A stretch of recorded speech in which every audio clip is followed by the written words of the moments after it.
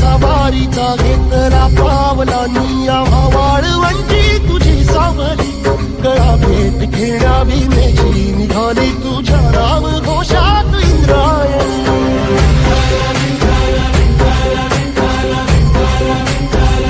भिडे आसमंती ध्वजा वैष्णवांची उभी पंढरी आज नानावली तुझे नाव ओठी तुझे रूप धानी जीवाला तुझी आस गाला गली